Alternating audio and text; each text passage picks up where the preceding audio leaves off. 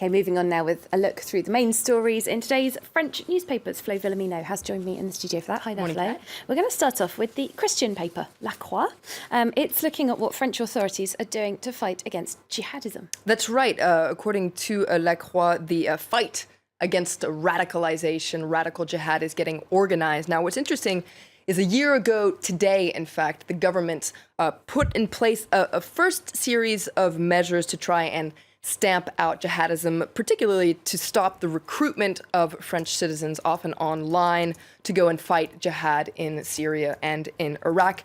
And so La Croix takes a closer look at this program and assesses it 1 year on, because the numbers actually are quite alarming. If we look inside La Croix, it talks about how anti-terrorism authorities say that 4,500 individuals have been flagged as radical jihadists that should be a source of concern for authorities. Now, only a part of these 4,500 individuals are actually fighting jihad in Iraq, in Syria. In fact, La Croix talks about 457 French citizens who are currently fighting in Iraq and in Syria. 320 are in transit towards those countries. But what's interesting is others are coming back as well. La Croix talks about 216 French individuals who have come back from fighting jihad. It's interesting, isn't it, that we've got such precise figures now.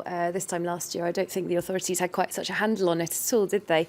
Le Parisien, the daily newspaper here in Paris, they're also looking at what the government's doing to try to de-radicalize people. That's right. It's a gigantic task, according to Le Parisien, partially because the profile of these French jihadists is so diverse. There are some common criteria, however, and Le Parisien talks about this. They're often young people who are lost, who find themselves at odds with their communities, with their society.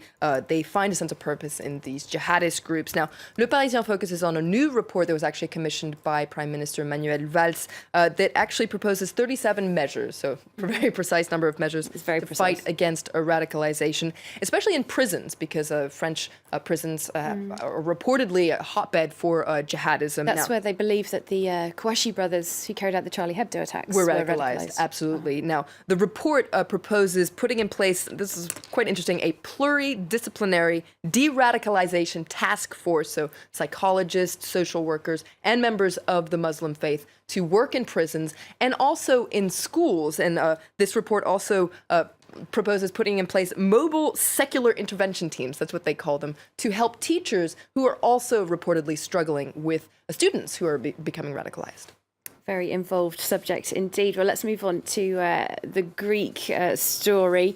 The debt drama continuing on, of course. Now, President François Hollande here in France, he's getting some criticism from the right wing. That's right. Now, the former president, Nicolas Sarkozy, the leader of Les Républicains, the main opposition party, he gave a primetime TV interview yesterday, and he really lashed out against the way François Hollande is dealing with the Greek debt drama, particularly because he's trying to reach a compromise with Alexis Tsipras. Now, Le Figaro, the main conservative paper, also loves to do some Hollande bashing. They really follow suit today in their editorial. They say that by fighting tooth and nail for Greece, Hollande has unveiled the truth that he and Tsipras are one and the same person when it comes to Europe. And you can see what they've done here in their title. They talk about François Tsipras and Alexis Hollande. They use tricks, they buy time, they ask for extensions, but in the end, they don't actually make good on their promises.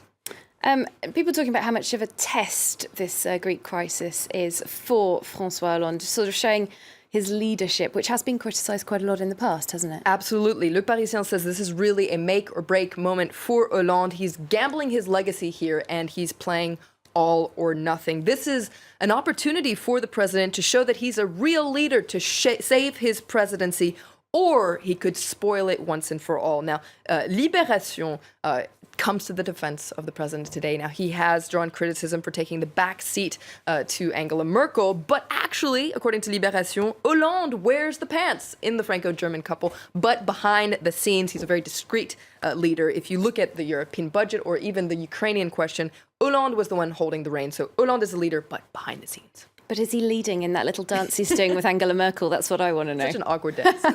I love that photo. Thanks so much, Florence Villamino, looking through the international papers for us a bit later on in the programme. We're going to take a short break now. See you in a couple of minutes' time.